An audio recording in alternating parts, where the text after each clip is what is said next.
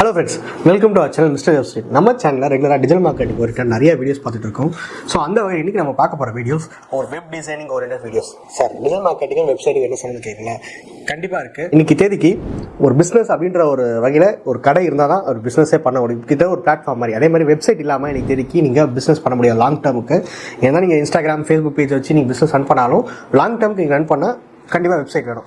அப்படி வெப்சைட் நீங்கள் ரெடி பண்ண ஆரம்பிச்சிட்டிங்கன்னா காமனாக 198 பேர் பண்ண போகிற தப்புகளை தான் இந்த வீடியோ நம்ம பார்க்க போகிறோம். அந்த தப்பை தயவு செய்து நீங்கள் பண்ணாதீங்க. ஸோ வாங்க வீடியோக்குள்ள போகலாம்.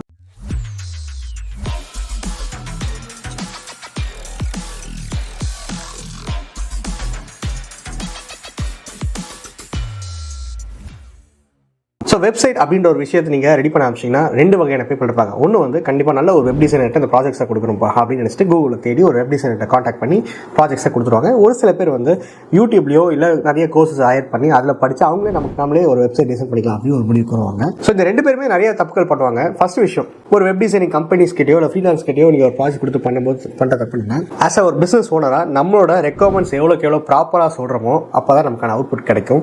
எதுவுமே இல்லாமல் பிளாங்காக நான் ஒரு பிஸ்னஸ் ரன் பண்ணிட்டு இருக்கேன், இப்போ அதை ஆன்லைன் மயமாக்க போகிறதால எனக்கு வெப்சைட் ரெடி பண்ணி கொடுங்கன்னா சிம்பிளாக ஒரு 4 பேனர் வச்சு ஒரு Ecommerceல ஒரு பிளாட்ஃபார்ம் பில்ட் பண்ணி கொடுத்து பேமெண்ட் ரேட் செட் பண்ணி கொடுத்து இருந்தாங்கன்னு சொல்லிட்டு போயிட்டே இருப்பாங்க. ஸோ ஒரு வெப்சைட் அப்படின்ற சமயத்தில் என்னன்னா ஃபாஸ்ட்டாக இருக்கும். எவ்வளோக்கு எவ்வளோ ஃபாஸ்ட்டாக இருக்கோ அவ்வளோக்கு எவ்வளோ பிஸ்னஸ் நல்லா போகும். ஸோ உடனே என்ன பண்ணுவீங்கன்னா இருக்கிறதுலே காஸ்ட்லியான ஒரு வெப்சைட் AWS சர்வரில் ஒரு லட்சக்கணக்கான பொருள் ஃபாஸ்ட்டான வெப்சைட் வரும். ஒரு சில பேர் வாங்கி அதுலேயும் ஃபெயிலியர் ஆவாங்க. ஒரு சில பேர் நான் காஸ்ட் எஃபெக்டிவாக வெப்சைட் ரன் பண்ண போகிறேன் அப்படின்ற பேரில் ஆல்ரெடி நம்ம வீடியோ போட்டிருக்கோம். ஃப்ரீ டைம் இருந்தால் மறக்காமல் செக் பண்ணி பாருங்கள். இது எல்லாமே ஒரு அவேர்னஸ், உங்களோட காசை மிச்சப்படுறதுக்காக அந்த வீடியோ போடுறோம். நான் சொல்லும்போது ஒரு சில பேர்னா கம்மியான ஒரு பட்ஜெட்டில் வெப்சைட் ரெடி பண்ணணும்னு சொல்லிட்டு டொமைன் அண்ட் ஹோஸ்டிங் வந்து ஒரு 500-600 செலவு பண்ணி அதை சுத்தமாக வந்து உள்ளே போக முடியும், ஹோம் பேஜ் கூட லோட் ஆகாது, அந்த மாதிரி வெப்சைட் ரெடி பண்ணிடுவாங்க.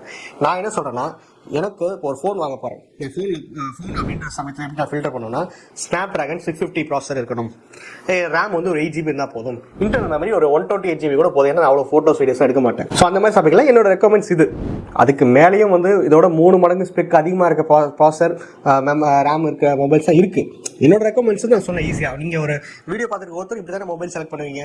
ஒரு சில பேர் என்ன பண்ணுவாங்கன்னா வந்து எனக்கு ரெக்கமெண்ட்ஸ் அதிகம், நான் நிறைய ட்ராவல் பண்ணுவேன், நிறைய ஃபோட்டோஸ் எடுப்பேன், நிறைய டெக்னிக்கல் ஒர்க்ஸ் மொபைலில் பண்ணுவேன், எனக்கு வந்து Snapdragon 650 இல்லை, எனக்கு 820 சிப் வேணும், 32GB ரேம் வேணும், 512GB இன்டர்னல் மெமரி வேணும் அப்படின்னு சொல்லிட்டு அந்தளவுக்கு ஸ்பெக் பார்ப்பாங்க.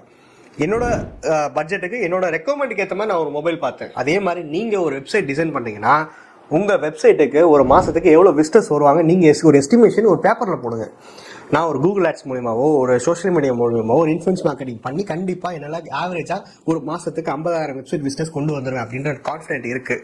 கான்ஃபிடென்ட் மட்டும் இல்லை, தெளிவாக நான் கால்குலேட் பண்ணிட்டேன். இவ்வளோ PPC கேம்பெயின் பண்ண போகிறேன், இவ்வளோ டிஸ்பிளே கேம்பெயின் பண்ண போகிறேன், இவ்வளோ சோஷியல் மீடியா கேம்பெயின் பண்ண போகிறேன், இன்ஃப்ளூயன்ஸ் மார்க்கெட்டிங் இவங்கெல்லாம் பார்த்து வச்சுட்டேன். இவங்கெல்லாம் பார்த்து வைக்கிறனால இவங்களுக்கு இவ்வளோ வியூஸ் போகும், அந்த வியூஸில் இவ்வளோ பர்சன்டேஜ் பீப்பிள் நம்ம கிளிக் பண்ணி உள்ளே வருவாங்க. இதெல்லாம் பேஸ் பண்ணி எனக்கு ஒரு 50,000 விசிட்டர்ஸ் வருவாங்க அப்படின்னு ஒரு கால்குலேஷன் போட்டு வச்சுட்டேன். இப்போ என்னோட வெப் டிசைனர் கிட்ட நான் வந்து சார் எனக்கு ஒரு வெப்சைட் டிசைன் பண்ணணும், பேனர்ஸ்லாம் இந்த மாதிரி இருக்கணும், என்னோட ப்ராடக்ட்ஸ்க்கு இந்த மாதிரி தீம் இருக்கணும், முக்கியமாக என்னோட ஒரு காம்படிட்டர் வெப்சைட் ஒரு 4-5 ரெஃபரன்ஸ் கொடுத்துருக்கேன், நீங்கள் பார்த்துக்கோங்க, எனக்கு அந்தந்த காம்படிட்டர் இந்த காம்படிட்டர் வந்து எனக்கு இந்த வேணும், இந்த காம்படிட்டர் வந்து இது மாதிரி எடுத்து போடுங்க, ஆல்மோஸ்ட் காப்பின்னு சொல்லுவாங்க, பட் என்னென்னா நம்ம இன்ஸ்பிரேஷன் சொல்லிப்போமே. ஸோ இந்த மாதிரிலாம் வேணும்னு சொல்லிட்டு ரெக்கமெண்ட்ஸ் கொடுக்குறோம். முக்கியமாக எனக்கு மாதத்துக்கு ஒரு 50,000 விசிட்டர்ஸ் வருவாங்க, அந்த 50,000 விசிட்டர்ஸும் தாங்கக்கூடிய அளவுக்கு எனக்கு ஹோஸ்டிங் வாங்கி தரணும். நீங்களே கூட நாளைக்கே ஹோஸ்டிங்லையோ GoDaddyலோ AWSலையோ எதில் வேணால் போய் பாருங்கள், இந்த வெப்சைட்டோட பேண்ட்வித் லிமிட் எவ்வளோ, இந்த வெப்சைட்டோட வெப்சைட் விசிட்டர்ஸ் இவ்வளோ தாங்கும், இவ்வளோ ரேம் இருக்குது, எல்லாமே டீட்டெயிலாக போட்டிருப்பாங்க. ஓகேவா? இதெல்லாம் தெரிஞ்சுக்கிட்டு தான் நீங்கள் ஒரு ஹோஸ்டிங் பர்ச்சேஸ் பண்ணணும். டொமைன் இஸ் நேம், ஓகேவா? அதை விட்டுருங்க, ஃபிக்ஸட் காஸ்ட் தான். ஹோஸ்டிங் பர்ச்சேஸ் பண்ணும்போது ஒரு மொபைலுக்கு நீங்கள் எப்படி ரேம் செலக்ட் பண்ணுறீங்களோ, ப்ராசஸ் செலக்ட் பண்ணுறீங்களோ, அதே மாதிரி ஹோஸ்டிங் கெப்பாசிட்டி பார்த்துக்கோங்க. எனக்கு ரொம்ப ஹையாக வேணாம், 10 லட்சம் விசிட்டர்ஸ் தாங்குற அளவுக்கு கூட சில ஹோஸ்டிங்ஸ் இருக்குது. என்னால் 10 லட்சம் விசிட்டர்ஸ் இன்னைக்கு டேட்டுக்கு என்னால் பண்ண முடியாது. இது ஒரு 5 வருஷம் கழிச்சு கூட நான் வந்து அந்தளவுக்கு ஒரு பெரிய பிராண்டிங் ஆக்கி கூட பண்ணலாம், பட் இன்னைக்கு டேட் பண்ண முடியாது இல்லையா? கண்டிப்பாக நீங்கள் கேட்கலாம் சார், இப்போ நம்ம இன்னைக்கு தேதிக்கு ஒரு 50,000 விசிட்டர்ஸ் தாங்குற அளவுக்கு ஹோஸ்டிங் நான் ரெடி பண்ணிவிட்டு ஃபியூச்சரில் நான் நிறைய சேல்ஸ் வரதுக்கப்புறம் நான் வந்து மைக்ரேட் ஆக முடியாது கேட்டிங்கன்னா கண்டிப்பாக மைக்ரேட் ஆகும். வித்தின் 1 மந்த்தில் கூட மைக்ரேட் ஆகும் ஹோஸ்டிங். டோன்ட் வரி, அதெல்லாம் ஒன்றும் பிரச்சனை கிடையாது. ரெண்டாவது பண்ணக்கூடிய தப்பு என்னென்னா, நானே வந்து வெப் டிசைன் பண்ண போகிறேன் அப்படின்னு பண்ணுற பெரிய தப்பு என்னென்னா, ஒரு 4-5 யூடியூப் சேனலை ஃபாலோ பண்ணுவாங்க. இந்த சேனலை பார்த்து டொமைன் வாங்குறேன், இந்த சேனலை பார்த்து ஹோஸ்டிங் வாங்குறேன், இந்த சேனலை பார்த்து வேர்ட்பிரஸ் பில்ட் பண்ணுறேன், இந்த சேனலை பார்த்து Ecommerce பிளகின் இன்ஸ்டால் பண்ணி பேமெண்ட் கேட்வே செட் பண்ணுறேன், இந்த சேனலை பார்த்து தீம் செட் பண்ணுறேன் அப்படின்னு சொல்லிட்டு ஒரு ஆர்கனைஸ்டாக இல்லாமல் எஸ்எபஸ்க்காக என்னமோ பண்ணிவிட்டு லாஸ்ட்டில் போய் பார்த்தா பேஜே லோட் ஆகாது, நிறைய எரர் ஃபேஸ் பண்ணுவாங்க, நிறைய பக் ஆகிடும். நான் சொல்கிறேன் தப்பு கிடையாது. பட் நமக்கு என்னோட ஃப்ரெண்ட்லாம் வந்து என்னோட ஃப்ரெண்ட் ஒருத்தர் வந்து அவனே பண்ணிக்கிட்டான். பட் ஆனால் வந்து ஐடி பேக்ரவுண்ட் ஆல்ரெடி ஒரு வெப் டிசைனிங் கம்பெனியில் ஒர்க் பண்ணுறதுனால அவனுக்கு தெரிஞ்சது. ஓகேவா? ஸோ நான் என்ன ரெக்கமெண்ட் பண்ணேன்னா, டீசெண்டான ஒரு வெப் டிசைனர் கேட்டால் நீங்கள் ப்ராஜெக்ட் கொடுத்து பண்ணுறது நல்லது. எனக்கு இருந்தாலும் உங்களுக்கு நீங்களே பண்ணும்போது நான் சொல்லும்போது ஆர்கனைஸ்டு மேனர் கிடையாது இல்லையா? ஒரு ப்ரொஃபஷனலாக வந்து ஒரே ஒரு சேனலை ஃபாலோ பண்ணுங்கள், இல்லை ஒரே ஒரு கோர்ஸை ஃபாலோ பண்ணுங்கள், அதில் கொடுக்குற ஆர்கனைஸ்டு மேனர்ஸை ஃபாலோ பண்ணுங்கள். சிம்பிளாக இந்த மாதிரி பண்ணாதனால நடக்கிற ஒரே ஒரு தவறை சுட்டி காட்டுறேன். எல்லார் வாழ்க்கையும் நடக்கும். இப்போ என்கிட்ட ஒரு ஃபோன் இருக்குது, அந்த ஃபோனில் ஒரு 100லேருந்து 500 ஃபோட்டோ இருக்குது. இப்போ என் ஃபோன் வந்து ஃபாஸ்ட்டாக தான் இருக்கும். இதே 1,00,000 ஃபோட்டோ வந்துச்சுன்னா, ஐ மீன் 1,00,000 ஃபோட்டோ என் ஃபோனில் வந்துச்சுன்னா ஹேங் ஆரம்பிக்கும். ஏன்?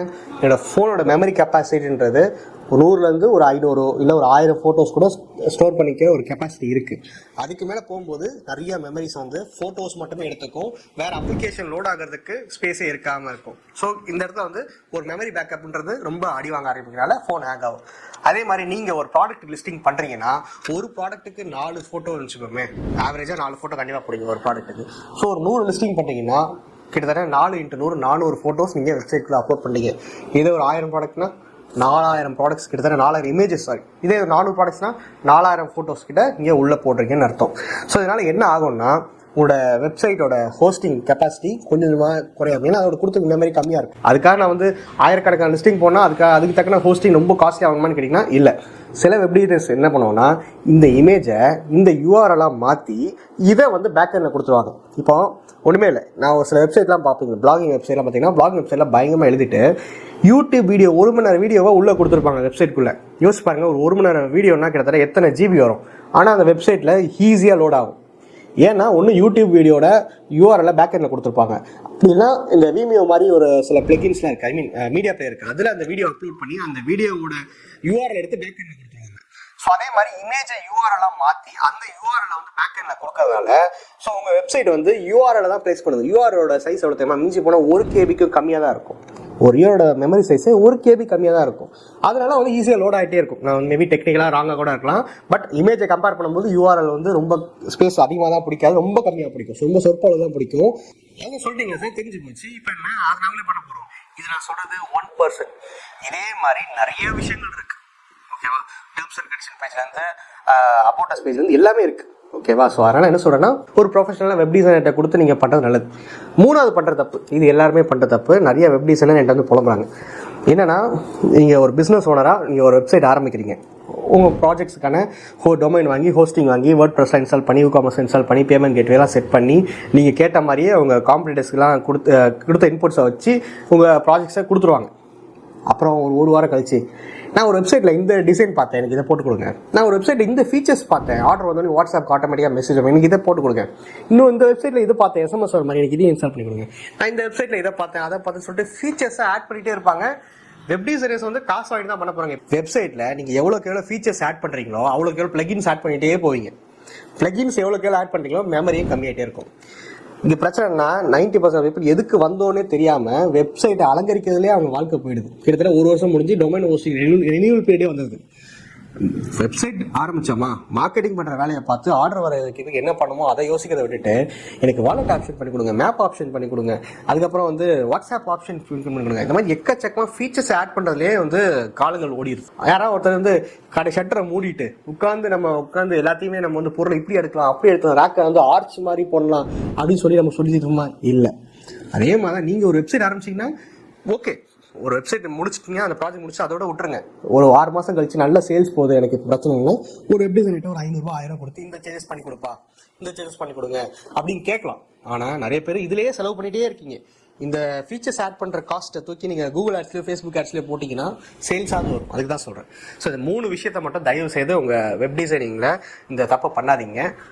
முக்கியமாக லாஸ்ட்டாக நான் ஒரு பாயிண்ட் சொன்ன பார்த்தீங்களா, அதை மட்டும் பண்ணாதீங்க, ரொம்ப தப்பு. ஏன்னா நிறைய பேர் என்கிட்ட சொல்லுவாங்க, என்னோட ஃப்ரீலான்ஸ் பார்த்தீங்கன்னா நிறைய வெப் டிசைனிங் பண்ணி கொடுக்குறது இருக்காங்க சார், உங்கள் கிளைண்ட்டு எக்கச்சக்கமாக இன்புட் கொடுத்துட்டே இருக்காங்க சார், இதில் என்ன பிரச்சனைனா இந்த ஒரு இன்புட் போடுறதுனால நான் லாஸ்ட்டாக வந்து சில விஷயங்கள் சேஞ்சஸ் பண்ணல, அது எல்லாமே அஃபெக்ட் ஆகும். கிட்டத்தட்ட ஒரு 1000 கால் பண்ணுற மாதிரி ஏதாவது ஒரு ஃபீச்சர்ஸ் ஆட் பண்ணும்போது ஒரு பிளகின் போடுறதுனால இதெல்லாம் அஃபெக்ட் ஆகுது சார் அப்படின்னு சொல்கிறாங்க. ஸோ இதெல்லாம் பண்ணாமல் பார்த்துக்கோங்க.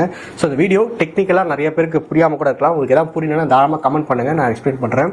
ஸோ தேங்க்ஸ் ஃபார் வாட்சிங். Please subscribe to Mr.Jabastin channel. இது நிறைய வீடியோஸ் உங்களுக்கு வந்துகிட்டே இருக்குது. தேங்க்யூ.